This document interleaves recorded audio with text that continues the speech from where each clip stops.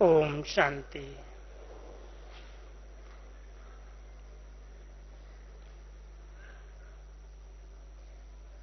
मीठे बाबा ने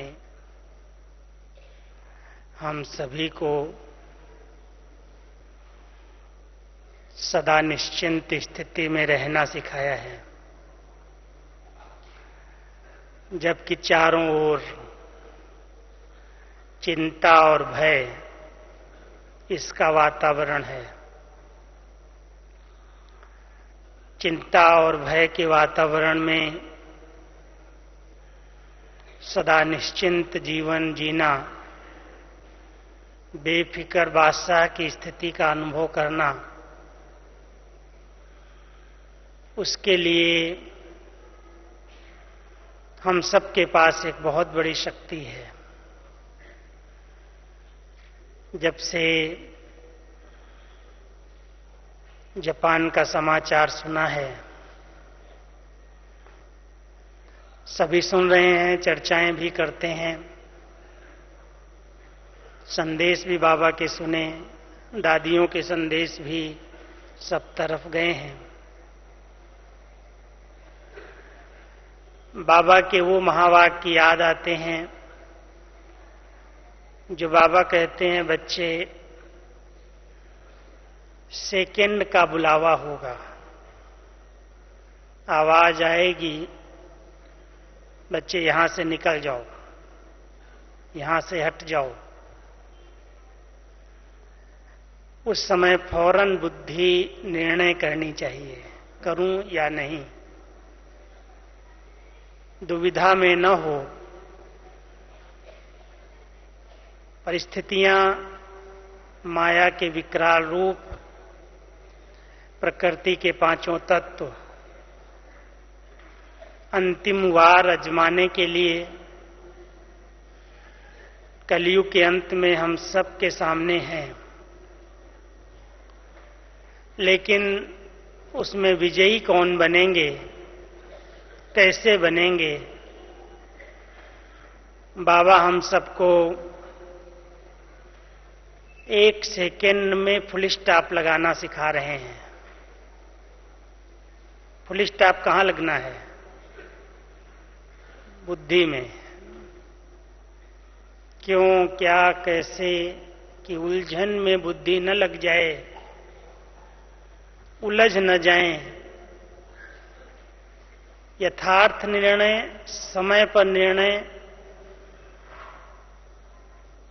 और तुरंत फैसला, क्या करना है, क्या नहीं करना है।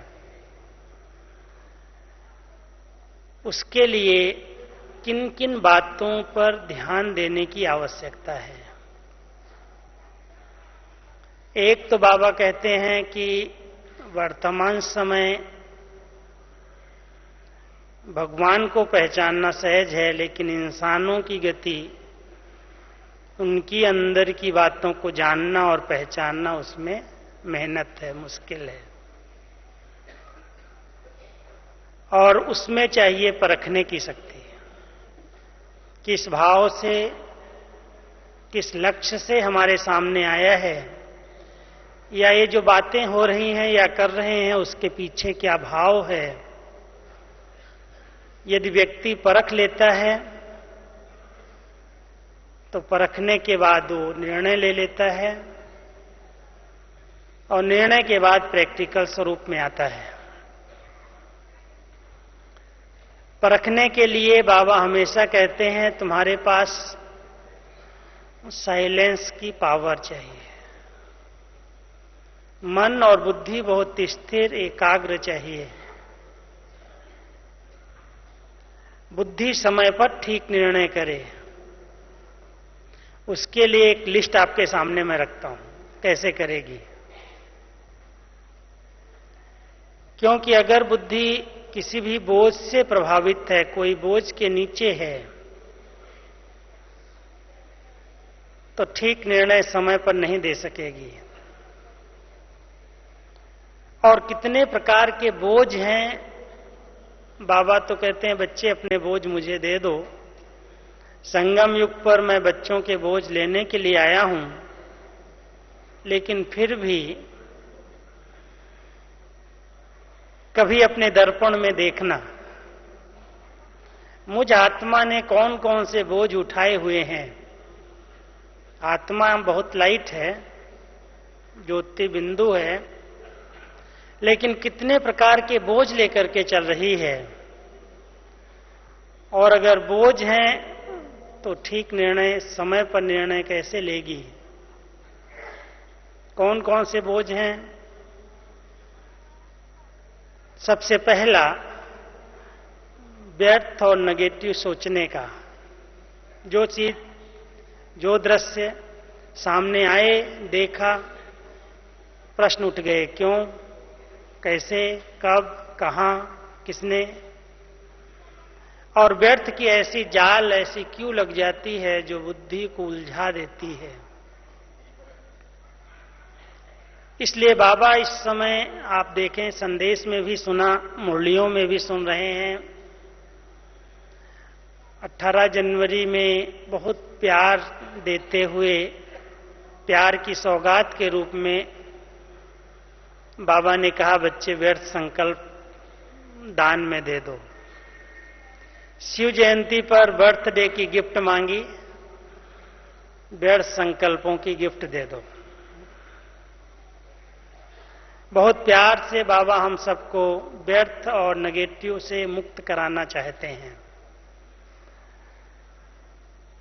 लेकिन ये इतनी सूक्ष्म माया की जाल है, कोई भी दृश्य देखने के बाद बुद्धि हलचल में आती है और अनेक प्रकार के प्रश्नात्मक चिन्ह लेकर, क्यों हुआ, कैसे हुआ, ऐसा कैसे होता है, बहुत वैरायटी प्रश्न अंदर से उत्पन्न होते हैं और मन बोझिल हो जाता, बुद्धि ठीक निर्णय नहीं ले पाती है। पहला कारण। दूसरा, कुछ एक पिछले पुराने कर्म बंधनों के हिसाब किताब जो न चाहते हुए भी इमर्ज हो रहे हैं। चाहते ही नहीं है, लेकिन कभी कभी बीच बीच में कुछ न कुछ, अगर थोड़ा भी गफलत की, अटेंशन कम हुआ, वो हिसाब किताब सामने आ जाते और उन्हें चुकतू करने में, उनसे ऊपर उठने में time waste, money waste, energy waste, सब वेस्ट हो रहा है। हिसाब किताब कह करके अपने को हम लाइट तो कर लेते हैं, लेकिन उस बोझ से दबे हुए हैं।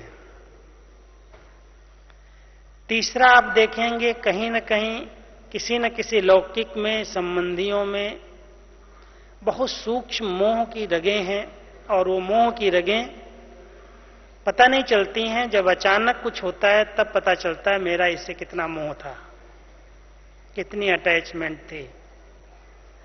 वो भी एक प्रकार का बोझ है जो बुद्धि को बार बार संबंधियों की ओर खींच करके ले जाता है। और सबसे बड़ा बोझ तो हम ये कहें, जो कुछ मैं कर रहा हूं, अहम का आवरण, अहंकार के रूप में मेरे जैसा कोई नहीं, मैं, ये बोझ आत्मा को दबा रहा है। ब्राह्मण आत्माएं इन सब बोझों को भले उतार दें, लेकिन एक सूक्ष्म बोझ, मर्यादाओं का उल्लंघन, आज्ञाओं का उल्लंघन, या अलबेलेपन के कारण, आलस्य के कारण, या बहाने, किसी न किसी कारण से, जो बाबा ने हम सबके आगे ईश्वरीय मर्यादाओं की बहुत अच्छी बाउंड्री बनाई है, उस बाउंड्री का उल्लंघन करने से सूक्ष्म अवज्ञाएं बोझ के रूप में आत्मा को ऊपर उठने नहीं देती और बुद्धि ठीक निर्णय नहीं कर पाती। अभी आप हम सब अपने दर्पण में खुद चेक कर सकते हैं किस प्रकार का बोझ है जो एक सेकंड में बुद्धि निर्णय नहीं लेती। राइट और रॉन्ग को देखते और जानते हुए भी रॉन्ग को रॉन्ग करके खत्म नहीं कर पाती, और राइट कर नहीं सकती। और इसी के कारण दूसरा एक दिखाई देता है, बुद्धि की अस्वच्छता, जिसको बाबा कहता है बच्चे, बाबा तो बच्चों को टच करता है, लेकिन बच्चों की बुद्धि कहीं न कहीं इंगेज है या कहीं न कहीं किसी न किसी किचड़े में फंसी हुई है, व्यर्थ सोचने में, बोझ में। और जब इस प्रकार का बोझ आत्मा पर बुद्धि को अस्वच्छ बनाता है, साफ नहीं है, क्लीन क्लियर नहीं है, राइट टचिंग नहीं आती। बाबा तो टच करता है लेकिन उस कैच नहीं कर पाता है। इसलिए आवश्यकता है बुद्धि बहुत क्लीन स्वच्छ हो। हम सबकी बातों को जानते हैं, देखते हैं। जो आज दादी सुबह कह रही थी, ध्यान दिया होगा कि इतने हजारों में से कोई एक तमोगुणी है। बहुत अंडरलाइन बात थी। जिस दिन से हम ब्राह्मण बने, बाबा ने हमको रजो तमो सतो इन तीनों स्टेजेस का ज्ञान दिया, लेकिन तमोगुण किसको कहा कि यदि किसी के भी अवगुण हमारी बुद्धि में नोट होते रहते हैं और उनका हम वर्णन चिंतन करते हैं, तो ये तमोगुण कोई कोई को बोझिल बना रहा है। इसलिए बुद्धि स्पष्ट नहीं है, स्वच्छ नहीं है, और बाबा की टचिंग उस तक पहुंचती नहीं है, कैच नहीं कर पाता है। तीसरी एक बात, बाबा हमेशा कहते हैं बच्चे बैलेंस से चलना सीखो, हर बात में संतुलन। बैलेंस एक बहुत बड़ी कला है, और जो बैलेंस से चलते हैं ब्लेसिंग्स भी मिलती हैं और लाइफ भी ब्लिसफुल हो जाती है, बहुत आनंददायक हो जाती है। और जिस आत्मा को ब्लेसिंग्स मिलती हैं वो निर्णय करके निश्चिंत रहता है, ठीक कर लेता समय पर। इसलिए कर्म और योग का बैलेंस, न्यारे और प्यारेपन का बैलेंस। कई लोगों को न्यारा बनना अच्छा लगता है, सेवाओं से न्यारे हो जाते हैं। मैंने इस बार अपने टूर पर, यूपी के टूर पर गया था। कईयों में बहुत उमंग उत्साह है सेवाओं का, लेकिन कईयों में बिल्कुल उमंग उत्साह नहीं दिखाई दिया। न्यारे होकर के रहें, क्योंकि समझते हैं सेवाओं में ही सब प्रकार की परिस्थितियां, सब प्रकार के संस्कार इमर्ज होते हैं। और बाबा हमेशा कहता है बच्चे, सेवाएं तुमको अनेक समस्याओं से मुक्त बनाती है। आज भी कहा संदेश में कि अगर सेवाओं में बिजी हो जाओगे तो स्वभाव संस्कार के टकराव, संस्कार मिलन की रास में सहज हो जाएगा, टकराव समाप्त हो जाएंगे, व्यर्थ समाप्त हो जाएगा। लेकिन अगर बैलेंस नहीं है, सेवाओं का उमंग नहीं है, उत्साह नहीं है, जैसे हैं वैसे चल रहे हैं, आप समझ सकते हैं ये सूक्ष्म में आत्मा जितनी पालना ले रही है, अगर उसका वो रिटर्न नहीं करती तो एक प्रकार का बोझ है। इसलिए कर्म और योग का बैलेंस हो, न्यारे और प्यारेपन का बैलेंस हो। और एक बात आती है, जितना न्यारे उतना निराले, लेकिन न्यारे इस देह भान से, सेवा से न्यारे नहीं, कर्म से न्यारे नहीं। सेवाओं के बिना ब्राह्मण जीवन ही नहीं है। सेवाएं छोड़ करके कोई भी आनंदित स्थिति में नहीं रह सकता है, निसंकल्प स्थिति में नहीं रह सकता है। इसलिए बाबा ने हम सबको सेवाओं का खिलौना दिया है। खेलते रहो, भाग्य बनाते रहो, न्यारे बन करके, इस देह भान से न्यारे बन करके, मैंपन से न्यारे बन करके, सबको मिलाते हुए, सबके साथ संस्कार मिलन की रास करते हुए, दुआएं लेते हुए अपनी अच्छी स्थिति में रहो। बुद्धि निर्णय ले लेगी, ठीक निर्णय लेगी। समय पर ब्रेक लग जाए। संकल्पों को ब्रेक लगती है, शायद अभ्यास किया हो, क्योंकि बाबा इस समय हम सबको ये विशेष अभ्यास करा रहे हैं। बीच बीच में संकल्पों को ब्रेक दो।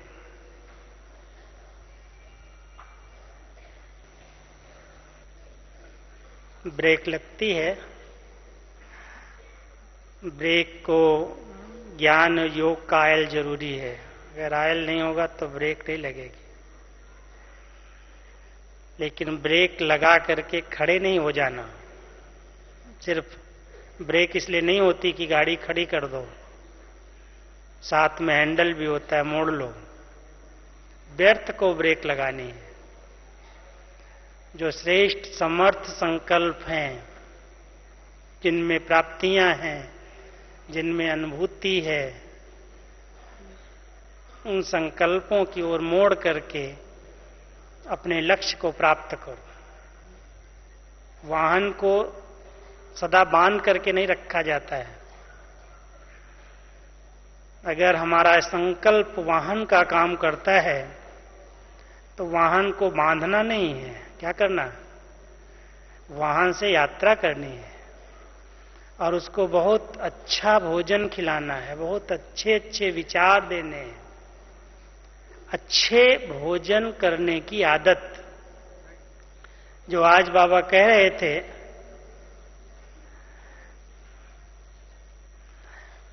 बाबा आज क्या कह रहे थे? फुल स्टॉप लगाना है। बाबा कह रहे थे कि बच्चे कुछ भी देखते हो, सुनते हो, हमेशा उसको पॉजिटिव रूप में लो। व्यर्थ और नेगेटिव चलने नहीं दो। अगर हम विचारों का अच्छा भोजन करते हैं तो मन हमारा कहना अपने आप मानता है। दादी आज बार बार पक्का करा रही थी, मुरली जरूर सुनो। मुरली के अंदर कुछ न कुछ ऐसी पॉइंट्स हैं जो आपके चिंतन को और आपकी समस्याओं को हल करेंगी, चिंतन को चेंज कर देंगी। हम सभी अपने मन और बुद्धि को इतने सकारात्मक विचार, इतने अच्छे विचार रोज सवेरे सवेरे दे दें।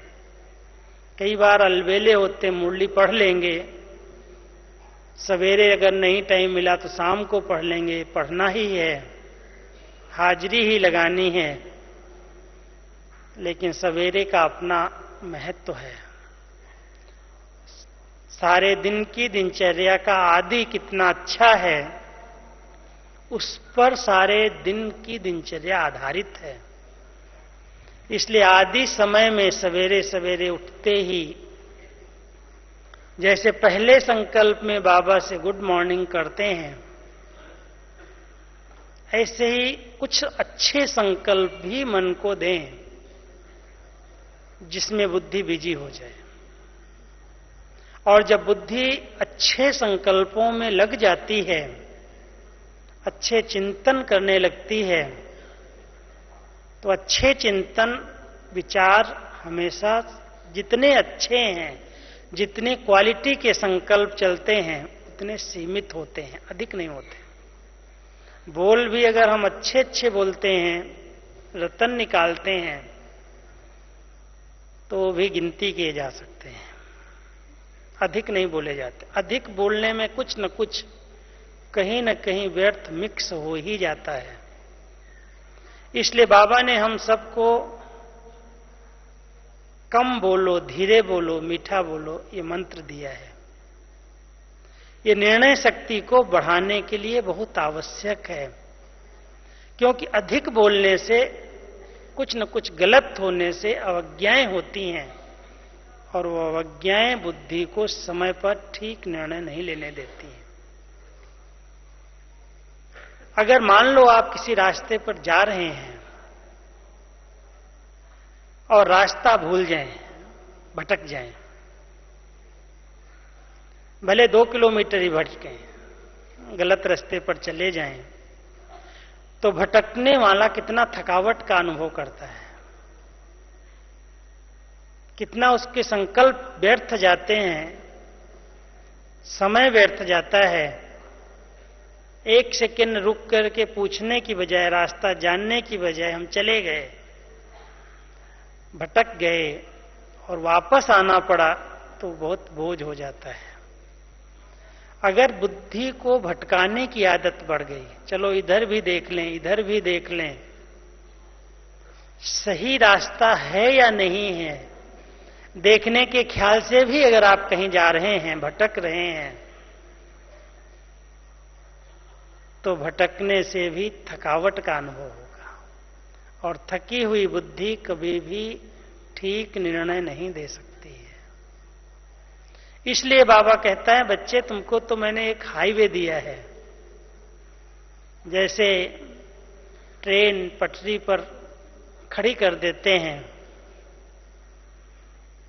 ऑटोमेटिक चलती रहती है, चलती रहती है। जो श्रीमत की पटरी है, जो बाबा ने हम सबको दी है, मर्यादाओं की, श्रीमत की, अगर सवेरे सवेरे हम उसको पक्का कर लेते हैं कि इस पर ही मुझे चलना है, तो भटकने से बच जाते हैं, मंजिल मिल जाती है। और साथ साथ चेकिंग के लिए हम सबके आगे ब्रह्मा बाबा की जीवन है, कसौटी है, एक बहुत सुंदर कसौटी बाबा की है। क्या बाबा ने ये किया होगा, ये सोचा होगा, ये बोला होगा? इस परिस्थिति में अगर बाबा होते तो क्या करते? हम सब ने ब्रह्मा बाबा के सब अनुभव सुने हैं, भले साकार में मिलन हुआ है या नहीं, लेकिन अव्यक्त रूप में भी बाबा ने अपने साकार के सभी अनुभव सुनाए हैं। शायद आप लोगों ने एक पुस्तक देखी होगी, जब बाप समान बनने का वर्ष मनाया था, तो उस समय एक पुस्तक निकाली थी, ऐसे थे ब्रह्मा बाबा। और ऐसे थे ब्रह्मा बाबा में ब्रह्मा बाबा के हर कदम, कैसे बाबा ने कदम उठाए और उन कदमों पर कैसे हम बच्चे कदम रखे। कोई भी अलग से कदम लेने की जरूरत नहीं है, जो बाबा ने किया वही करना है बस। बाबा ने उस कर के संपूर्णता को प्राप्त कर लिया। क्या सोचा, क्या बोला, क्या किया, और इतनी सब जवाबदारियां। बाबा तो मिसाल देते हैं कि आप बच्चों के आगे तो इतने सब हैं, आदर्श हैं, सैंपल्स हैं, जिन्होंने क्रॉस किया है हर परिस्थिति को। ब्रह्मा बाबा के आगे तो कोई भी नहीं था। एक बल, एक भरोसा। कितना सामना करना पड़ा, कितनी ग्लानि हुई, कितनी बातें सुनी।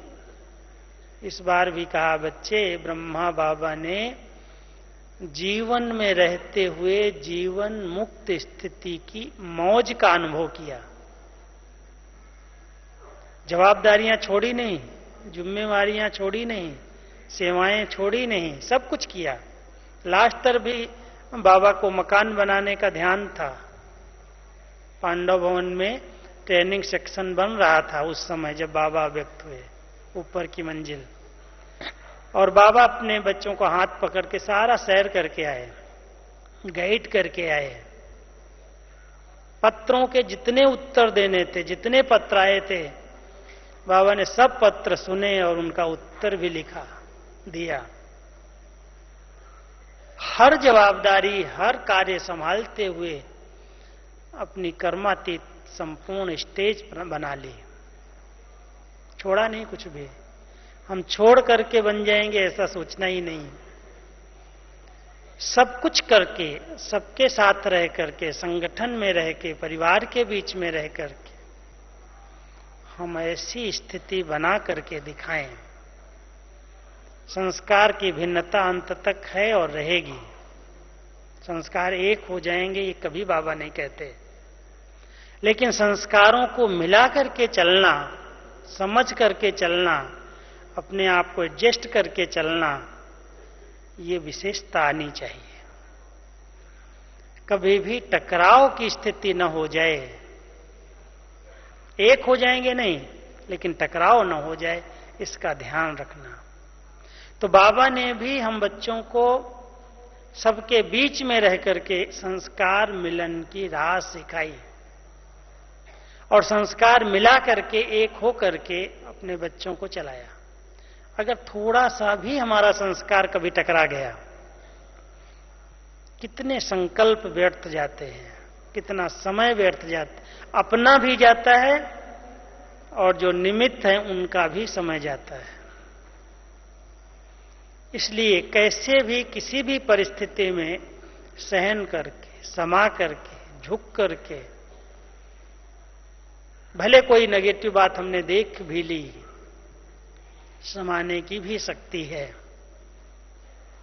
समा करके, कईयों के पेट में बात हजम नहीं होती। एक बात आ गई कान में, किसी ने कह दी, वो बिना सुनाए वो रह नहीं सकते, बेचैनी हो जाती है। किसी न किसी को सुनाएंगे जरूर, और एक को सुनाएंगे तो उसको इस विधि से सुनाएंगे कि आप दूसरे को नहीं कहना, मैं आपको ही सुना रहा हूं। जो एक नहीं पचा पाया वो दो लोग पचा लेंगे, तीन पचा लेंगे उस बात को। कई बार अगर ऐसी कोई बात हम देख लेते हैं जो हमारे मर्यादा के ईश्वरीय नियम के विपरीत है, और मुझे लगता है ये नहीं होना चाहिए। बाबा कहता है कोई किचड़ा भी अगर होता है तो उसको भी स्थान पर डाला जाता है, ऐसे नहीं सब जगह डाल दिया जाता है। स्थान पर बात देना, जहां पर समाया जा सके, जहां से कोई हल मिल सके, जहां परिवर्तन हो सके, वहां पर बताना, वहां तक पहुंचाना ठीक है। लेकिन जो कुछ भी नहीं कर सकते हैं और ही उसका वातावरण बना करके वायुमंडल खराब करते हैं, अगर इस प्रकार का कोई कार्य हम कर लेते हैं, बात देखी, सुनी, हुई, समा नहीं पाया, वायुमंडल में फैला दिया, और भारी वायुमंडल बुद्धि को भारी बना देगा, निर्णय लेने नहीं दे। क्या करना चाहिए, उलझन में उलझ जाएंगे, निश्चिंत कैसे रहेंगे। निश्चिंतता के लिए प्रसन्नता की जरूरत है, ध्यान देना। जो आत्मा जितना प्रसन्न चित्त रहती है, खुशनुमा रहती है, जिसके सब प्रश्न समाप्त हैं। ड्रामा में प्रश्न उठाने के लिए बाबा ने सब फुल स्टॉप लगा दिया है, कोई प्रश्न करने की जरूरत नहीं। क्यों, कैसे, करो ही नहीं, बाबा ही नहीं करता है, सब अच्छा है। एक पुरानी बात सुनाता हूं, बहुत पुरानी, सिंध की।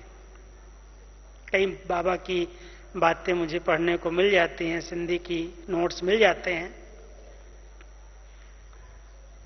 बाबा ने उसमें कहा कि जब कोई अच्छी सीन होती है तब तो वाह वाह करते हो, और जब खराब सीन आती है तो प्रश्न क्यों उठाते हो। जैसे अच्छी सीन ड्रामा के अंदर वाह वाह के लिए है, ऐसे खराब सीन में भी कुछ कल्याण भरा हुआ है, उसकी भी आवश्यकता है वहां।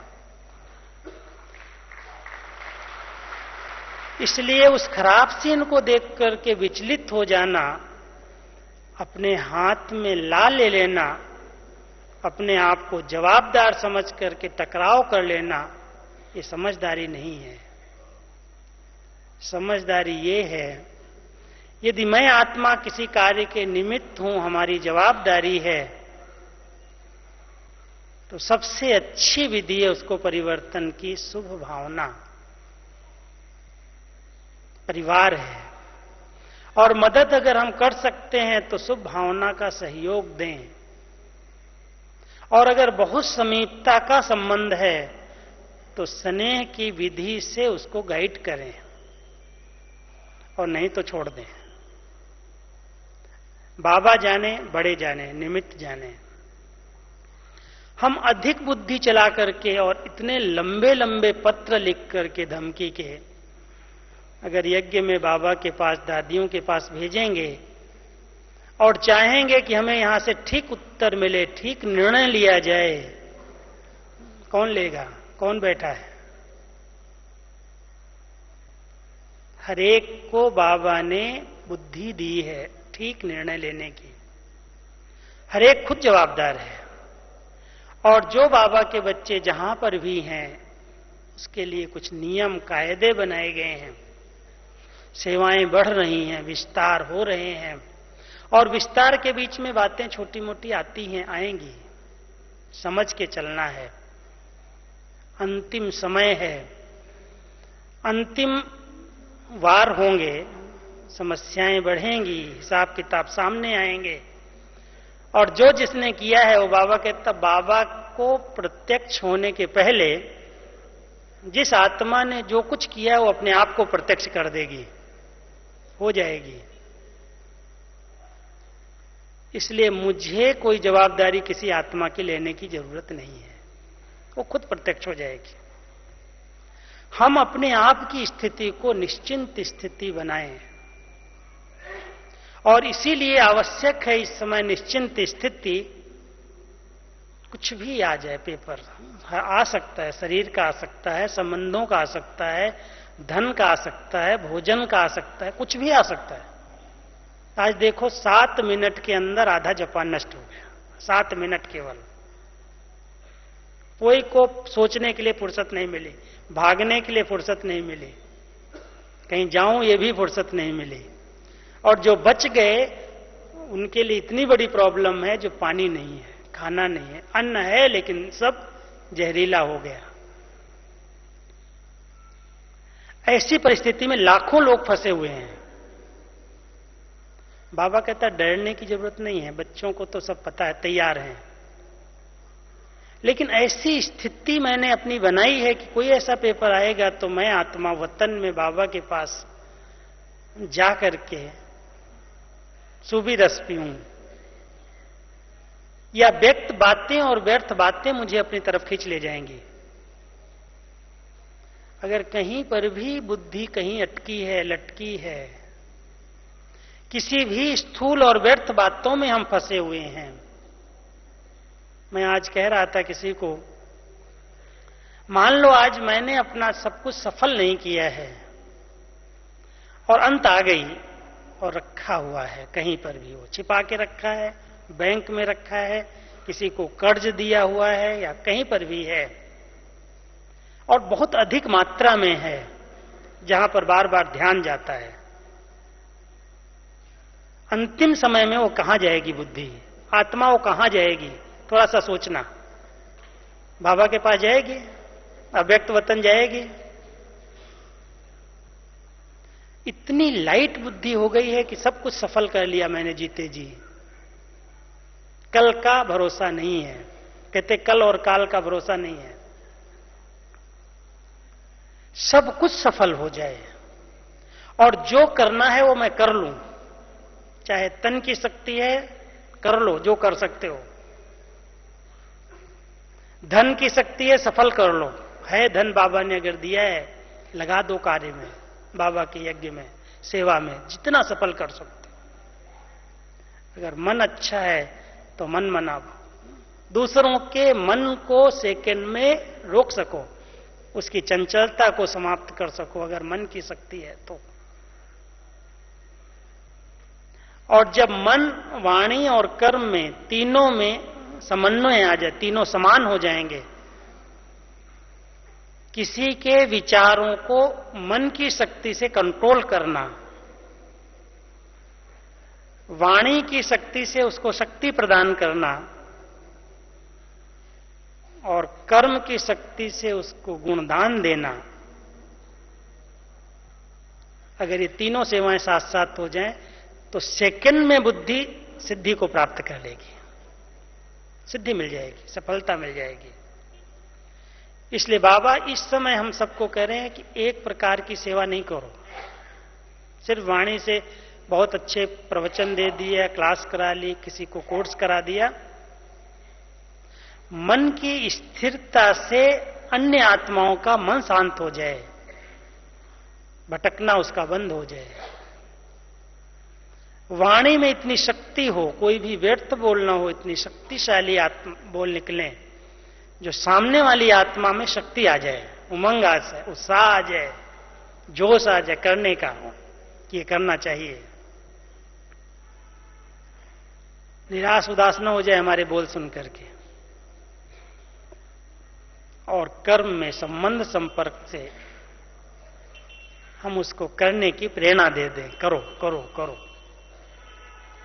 करने से मिलेगा। अब समय है तीनों प्रकार की सेवा एक साथ साथ हो। इसके लिए मम्मा की एक बात सदा याद रखना। मम्मा की बात सुनाता हूं, पुरानी मुरलियों में मिलती है। तन को कुछ भी हो जाए, धन को कुछ भी हो जाए, संबंधों में कुछ भी हो जाए, लेकिन बुद्धि सालिम रहे। मम्मा हमेशा कहती थी, बच्चे ये बुद्धि पर कोई भी प्रकार का अटैक ना आए, बुद्धि डिस्टर्ब कभी नहीं करना। ये बहुत बड़ी शक्ति है आपके पास। बुद्धि अगर डिस्टर्ब हो गई, ब्रेन में कुछ हो गया, बुद्धि ठीक निर्णय नहीं ले रही है, बुद्धि उलझी हुई है, थकी हुई है, बोझिल है, भटक रही है, क्या कर पाएंगे हम? कुछ नहीं कर सकते। इसलिए जो बाबा ने हम सबको आत्मा का ज्ञान दिया है, अंदर चले जाओ। और मन बुद्धि जो हमारी चैतन्य शक्ति है, विशेष आत्मा को मिली हुई है, मन को यथार्थ रूप से मंजिल तक ले जाओ। कहां तक जाता है, किधर जाता है, और बुद्धि से अनुभव करो कि हम यहां तक पहुंचे। अव्यक्त वतन का अनुभव किया, मूल वतन का अनुभव किया, और अनुभवों के सागर में बुद्धि खो जाए, बुद्धि अनुभवी मूर्त बन जाए। इसलिए बुद्धि योग कहा गया है। सिर्फ मन से अगर हम समझ रहे हैं, सोच रहे हैं, बुद्धि अनुभव नहीं कर रही है, तो अनुभव की अथॉरिटी नहीं बनेंगे। इसलिए बुद्धि का काम है निर्णय करना। सेकंड में कोई भी बात देखो, सुनो, करना या नहीं करना, होना चाहिए या नहीं होना चाहिए, तुरंत आए और उसी समय निर्णय लेकर के कर लो।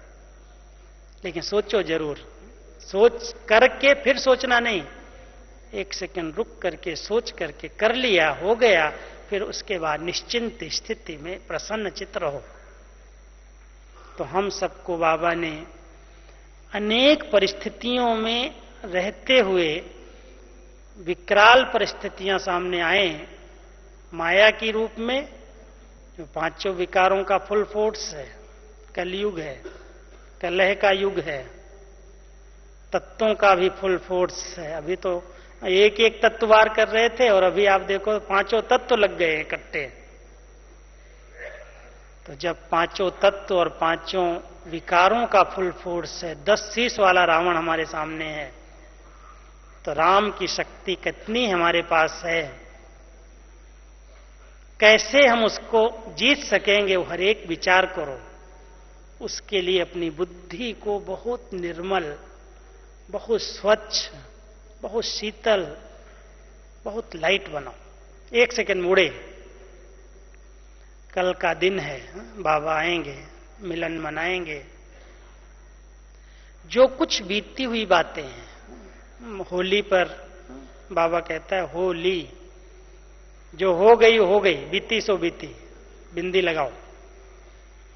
आगे के लिए मैं आत्मा अपनी बुद्धि में कोई भी प्रकार का, किसी भी आत्मा के प्रति कुछ भी उसने किया हो, मेरे प्रति, मेरे साथ ही क्यों न किया हो, उसको फुल स्टॉप लगा करके, बिंदु लगा करके, बिंदु बन करके मैं बिंदु का अनुभव करूं, क्योंकि बिंदु ही आएगा ना, शरीर तो दादी का होगा। और लाइट जो आएगी भी ब्रह्मा बाबा का लाइट का तन, वो दिखाई नहीं देगा इन आंखों से। बहुत अव्यक्त आंखें चाहिए देखने के लिए, बहुत अव्यक्त स्थिति चाहिए। तो कल जब बाबा आएंगे, हम जब बिंदु स्वरूप में स्थित होंगे, अपने लाइट के शरीर में होंगे, तो बाबा के लाइट के शरीर में उस लाइट को, उस बिंदु को देख सकेंगे, अनुभव कर सकेंगे। तो बहुत अच्छा चांस है, बाबा से मिलन मनाओ और यही वरदान ले लो।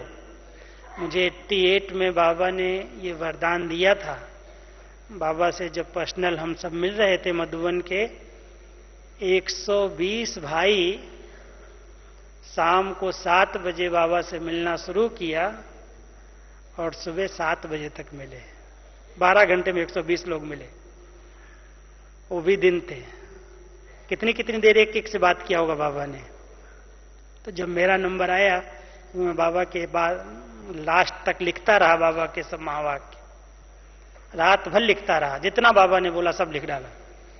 और सवेरे जब मैं मिलने गया तो बाबा ने कहा,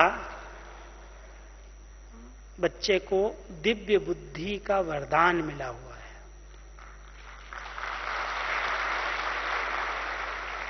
और उसके बाद कहा, ये बुद्धि जो चाहे जब चाहे वो कर सकती है। वाह, वरदान बाबा का सुन करके मैं एकदम सोचने लगा, ये वरदान बाबा ने, ये तो सरस्वती का वरदान है ना, मुझे कैसे दे दिया। तो बाबा ने उसी समय उसका भी उत्तर दिया, तुमने अपनी बुद्धि को स्व उन्नति के साधनों में व्यस्त रखा है, कोई दूसरी बातें सोची नहीं है, इसलिए बुद्धि को वरदान मिलता गया है। तो हम सभी हकदार हैं। हमारा बाबा बुद्धिवानों का बुद्धि है। हम बाबा से और कोई वरदान न मांगे, मांगने की जरूरत नहीं है। सिर्फ दिव्य बुद्धि का वरदान बाबा दे दे, जो समय पर ठीक निर्णय ले और हमें सदा निश्चिंत रखे, निर्भय रखे। कोई भी भय नहीं, कोई भी चिंता नहीं, सब अच्छा हो रहा है, सब अच्छा होने वाला है। हमारे साथ बाबा है, कल्याणकारी बाबा, कल्याणकारी संगम युग, और हम उसके बच्चे कल्याण करने की सेवा के निमित्त हैं। इसलिए ना कल्याण हुआ है, न होगा, न होने वाला है। तो हम सब कल्याणकारी स्मृति में रह करके, ड्रामा की ढाल को सामने रख करके, निश्चय बुद्धि निश्चित विजयी, इस संकल्प के साथ सदा निश्चिंत स्थिति का अनुभव करें। निश्चिंत रहो, कुछ भी चिंता नहीं, कल क्या होगा किसने देखा। चिंता नहीं करो, सब अच्छा होगा। तो बाबा के बच्चों का कभी भी अकल्याण हो ही नहीं सकता है। लेकिन श्रीमत की पटरी पर चलते चलेंगे तो, अंडरलाइन, श्रीमत की बाउंड्री है, उसको उल्लंघन नहीं करना। तो हम सब बाबा की श्रीमत पर चलते हुए, बाबा की शक्तियों का अनुभव करते हुए अपनी बुद्धि को दिव्य और अलौकिक बनाएं। बुद्धिवानों की बुद्धि से दिव्य बुद्धि का वरदान ले लें, ताकि किसी भी परिस्थिति को हम सहज सामना करके पार कर सकें, विजयी बन जाएं। ओम शांति।